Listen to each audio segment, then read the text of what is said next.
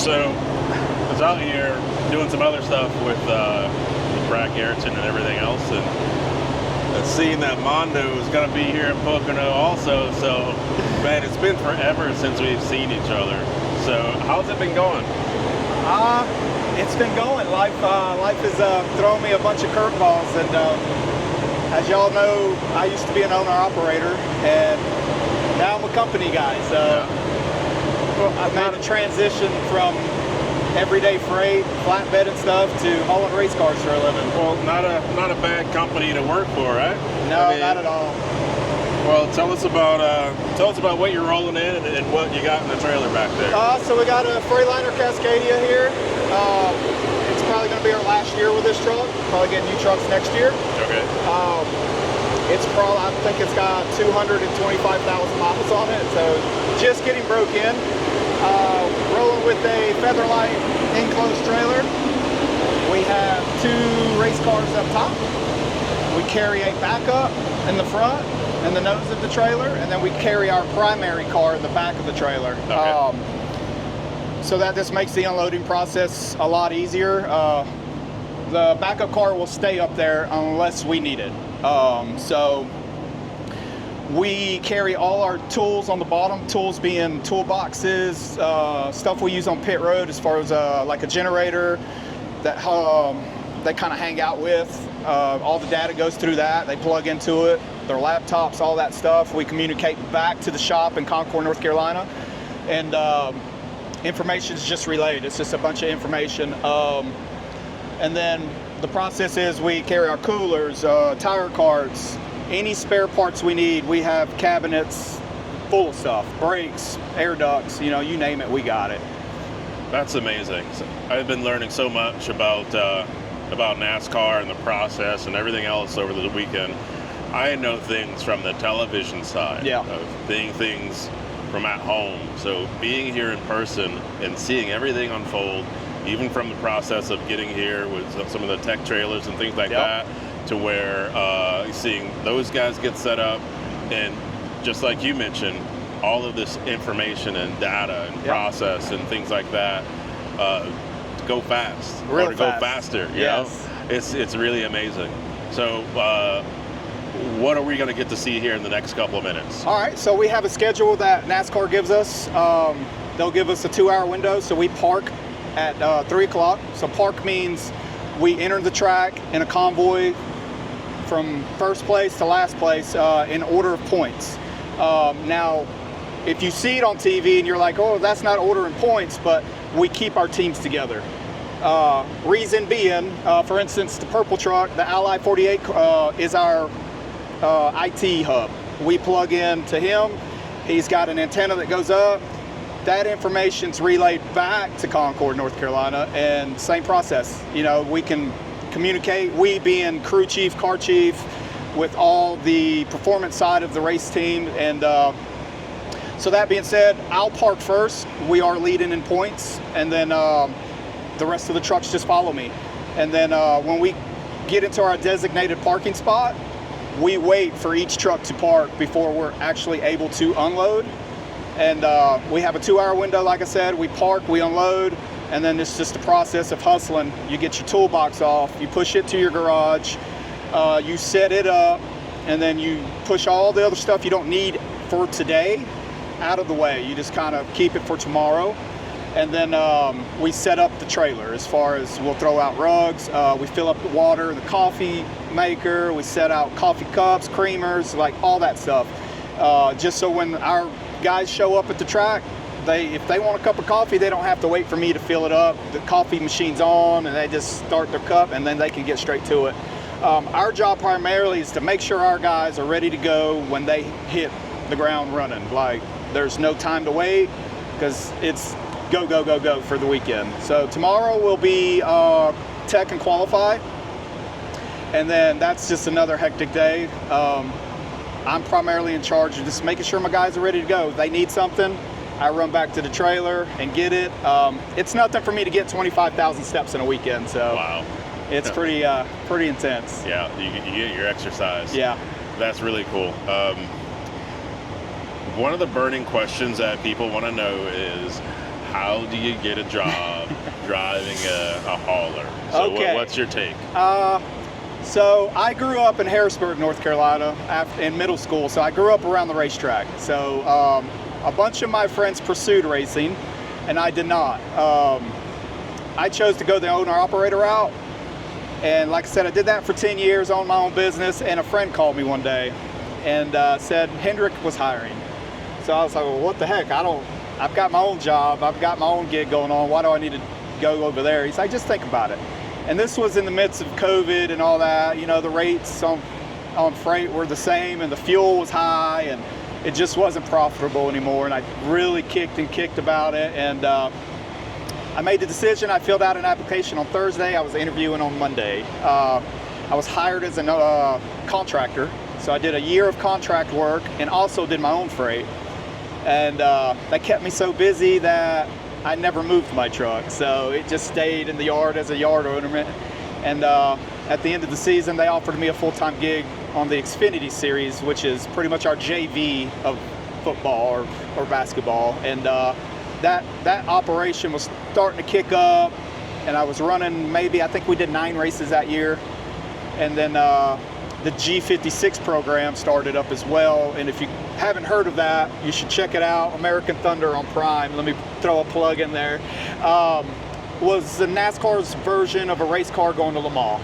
And I had the opportunity to work with some really, let's just say, legends in racing. And so I did that. And then a spot opened up on the number 9 truck, Chase Elliott. And I took that for a year and a half. And I took the opportunity when the spot opened up on the 24 with William Byron. I took that, so that's where I'm at now. But to answer the question, it's kind of like who you know type thing. Like, this obviously just fell in my lap, and I took it and I ran with it. And we're 3 years in full time, and then the 1 year with the contractor position. So really 4 years, and it's been a killer 4 years. It's such an experience. You meet wonderful people, and the company. The company's awesome. Mr. H takes care of his guys and girls, obviously, and it's all based off of keeping the people happy and making it feel like we're all a big family. That's great. That's so good to hear how that worked out for you, and what the company is like, and everything else. And you mentioned it's who you know, but outside of that, is there any other jobs that a person could get to work their way into a position? Of course. Now don't take that as a no, you can't get it if you don't know nobody. You can also go the old school way. You could grind and just call, email, reach out to somebody, and the transportation manager or the director of transportation, whatever their role may be, and just grind that way. Check out, the websites. Usually they'll have like a careers tab on the bottom of their website, and you can go that way, or you can just literally call and ask, hey, can I speak with the director of transportation, and work your way that way, because they do rotate guys, not meaning as in the company ain't worth a dang or something. Some guys just age out, because it's very demanding. Don't let it fool you. We don't just drive a truck. We pretty much, I look at it as we are the team dad. We're in charge of fire suits and whatever, food, we grocery shop. We don't cook as much anymore, but yeah, just go that route. And if you're down for the 38 weeks of racing, and it's something you could see yourself doing, give it a shot. Do what you got to do to make it happen. Okay. All right, cool. Well, in a minute, we'll get to see you in action, and we'll be rolling into the track and everything else here at the Pocono Raceway. Yep. We're going to lead everybody into the track, get parked, and get unloaded. All right, cool. Here we go. Yeah, but this water truck, go ahead and go, Josh. I'm blocking here for you. You're all clear, they're going. So what's the funnest part of this job for you? For me, arriving at the track, and you literally have crowds of people waiting for you to get there. People that have came early to camp out, and they just look forward to the trucks coming in. Almost feels kind of satisfying, because in all reality, we just drive trucks. We're just truck drivers. Right.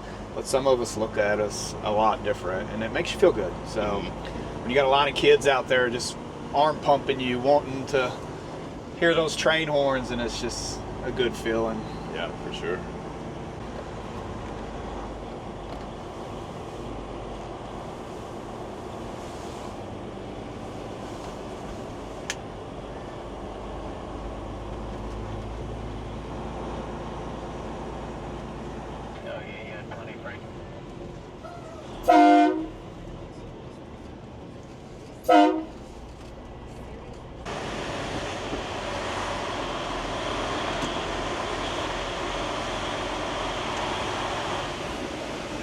Get up there close to the building when you make the turn. Okay. But you're going in that first spot right there. Copy that. Thank you.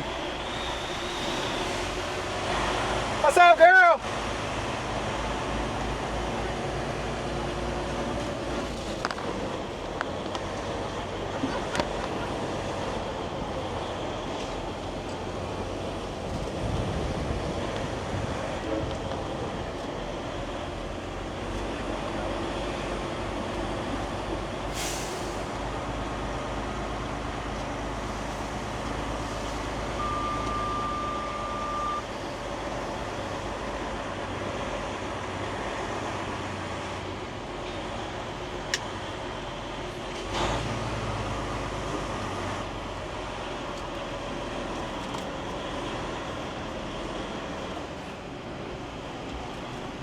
So they're pretty precise on where they put you. Uh-huh.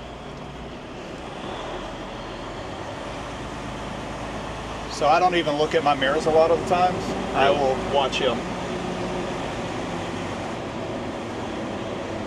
That makes it a little easier, but you got to fight that urge too, huh? Yeah, it's something you're trusting your truck on somebody else's eyeballs.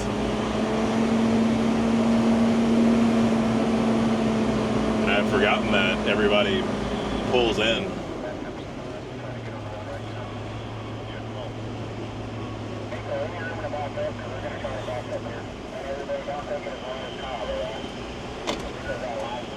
Watch for rerun in a few minutes. 10-4, thank you. So they'll pull us forward, and then when Lance comes in behind me, I'll back up, and we just repeat the process. Oh, okay. Every little inch matters here. Mm-hmm.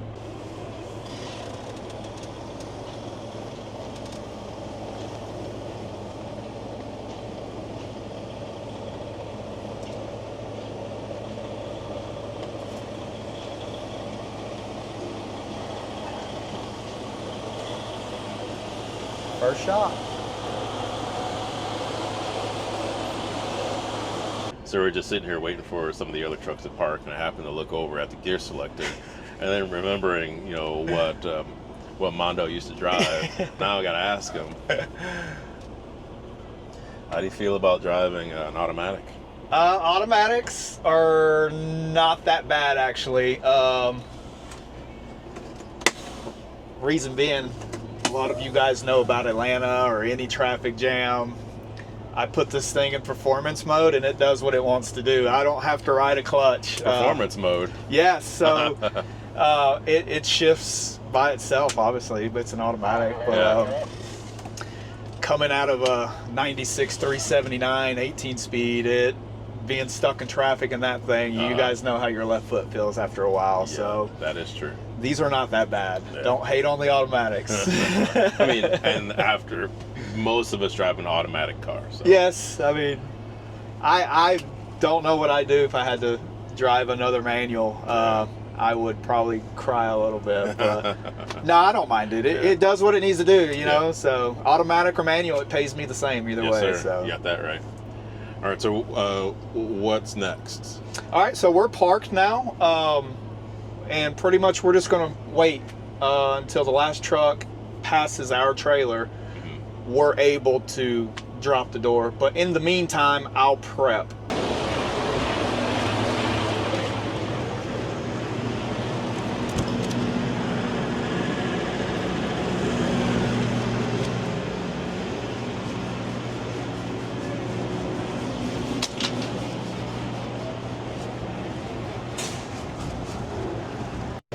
So usually we'll hook fuel lines up to the tractor. Okay. And we can run solo, but here recently we've been buddy plugging into the 5. So it gives the generator a job to do. You know, they pull hard when they're plugged 2 trailers together versus just one. So okay, so you're talking about plugging into that generator there behind you? We'll plug into the 5. So our generators are in here. Oh, got it. So we can buddy plug from him and it will give us power. Okay. And some weeks he'll plug into us, so we alternate. Got it. Just like that. Cool.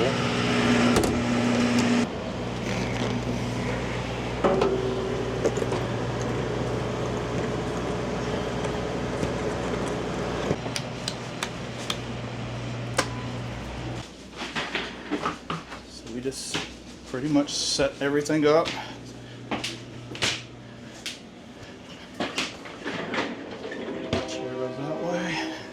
We have our satellite stuff up here. We've got hand sanitizer.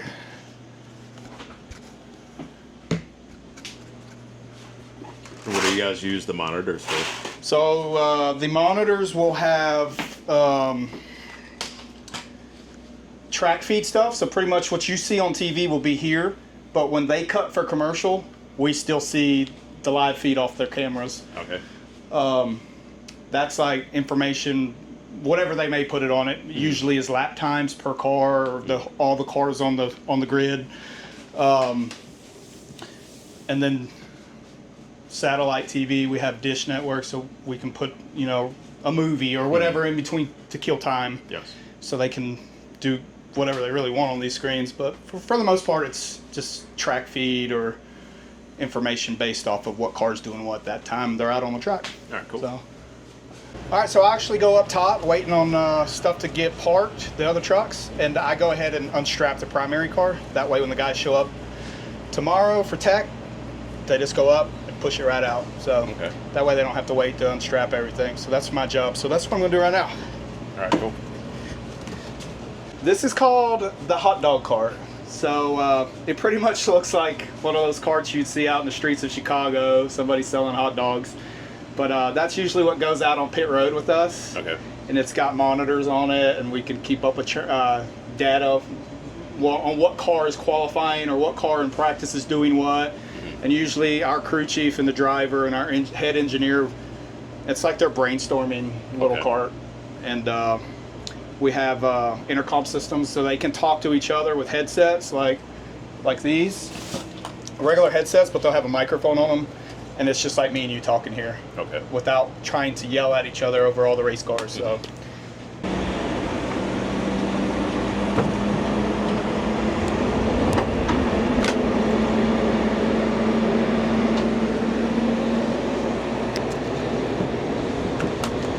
Then we unplug the pigtail and stuff and we throw it in here. So opening it this far just for ventilation, get it cool, or what? Well, it's kind of just getting that first step instead of, it's like having that small inch of having it that open. It makes you feel like you're getting ahead of something so much. So it's just kind of the trucker thing, I guess. Like you see one guy doing it, it's like, well, heck no, you ain't gonna beat me from opening the door and unloading. So you'll see when we start unloading, it's like everybody's racing each other. It's like trying to hurry up who can get it done fastest and get done. Because like I said, we only have 2 hours. So. Wow. All right.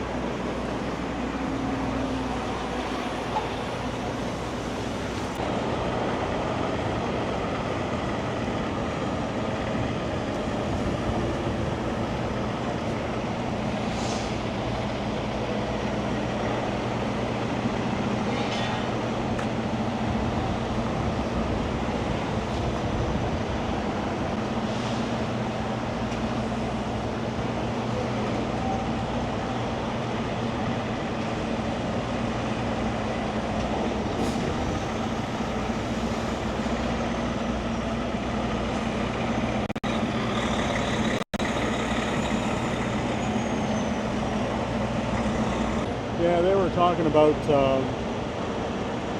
because we're getting a new truck for next year, and that's one of the companies they told me to talk to. Oh, really, Troy? Yeah, or Massey's, or whoever does those custom trucks. Okay. So you're gonna be rolling around in a nice looking rig? Is that what you're saying, or what? Yeah. Maybe. Probably it's most likely going to be. I'm trying to remember now. I think it's the 589. It's the. Yes. I think it's 579. It's the one with the hood, but it's got the aerodynamic package on the. Yes. On the bumper.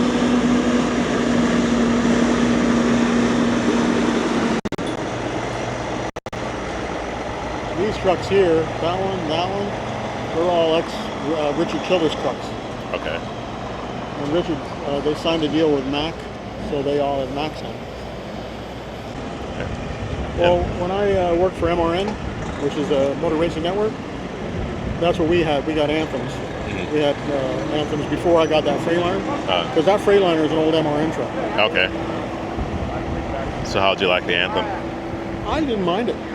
I mean, Mack motor is pretty strong. It's got a lot of torque. Mm-hmm.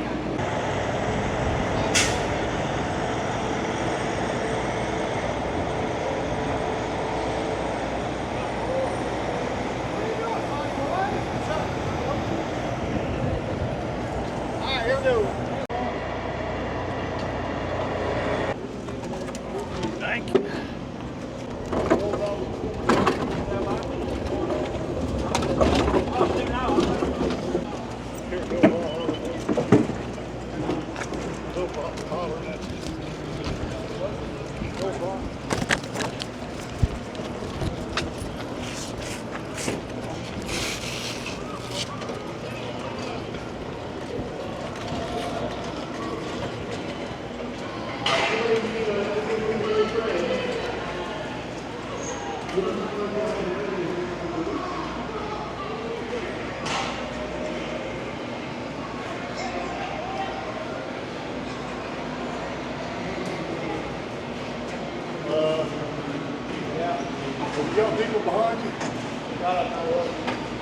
So how heavy is That's that? the worst part. How heavy is that toolbox? That one's over 2 tons or so.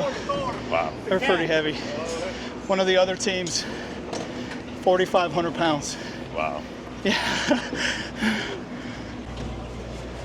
Is that another toolbox? This is a generator for the car. We can warm the motor up with it, run hot water through it, and cycles through, and then we can dump it. Okay. We won't need this till Saturday.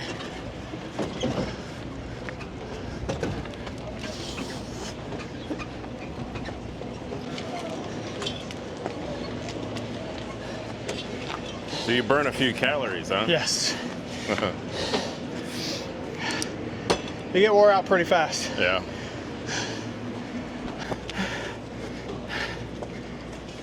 So why are you putting this one over here? So we won't need this till Saturday as well. Okay. So I just get it out of the way so it doesn't crowd the garage. So any space that you can find, you park your stuff. Yeah.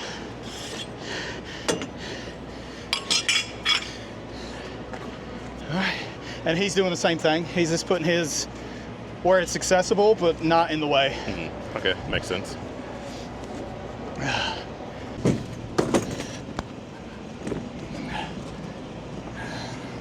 So this is what we call our hero card stand. If some of you have been to a race, you'll know exactly what it is. So it's just pretty much a big cutout of our number, and then a card, some information of the driver on it. So William Byron, Charlotte native. Cool. He's pretty badass. Yeah. He's a badass dude. That's cool. So what does setting up the garage entail? So pretty much breaking down the toolbox as far as I'll set the guns out, I'll set jacks up, jack stands, and you kind of got to know how to set it up. It's easy, but like you would assume that the car would come in nose first, but when you first offloaded up the truck, we always back in. So that entails that, like, usually you would put the left over here, but it's really the right because the car's going backwards. So I learned that a few times the hard way when I first started. They'd have to switch everything. Okay. So we carry all our jacks and stuff with us. And then I'll set an impact out. Set a rug out.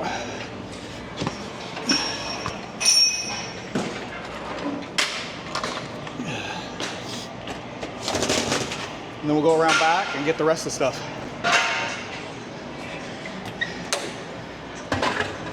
Carry 2 jack handles.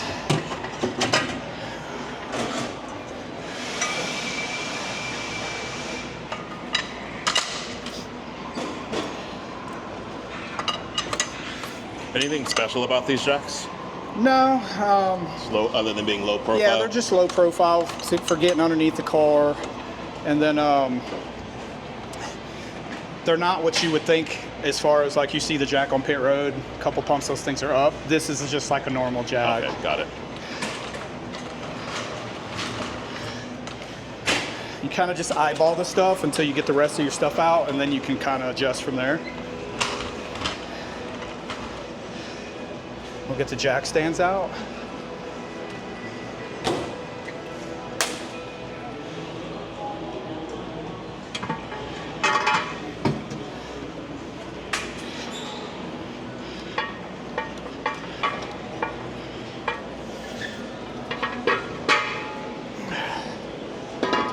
Just like that, and then we'll get the gun. And that's how you set it up. You just repeat the process for the other side. And you keep going. So other than just plugging power to this box, we're done. That's cool. And then we'll move into the trailer and we'll set rugs out there and we'll set the trailer up and get it ready to go. And when that's done, we can go home. This is what we call our jungle gym. Okay. So whenever rules of NASCAR, whenever you're on the lift gate and backing a car off, you have to have some sort of fall protection. Okay. So we came up with these boxing rings. So that goes like that. And I might have them wrong because I always do it. They're not labeled, so.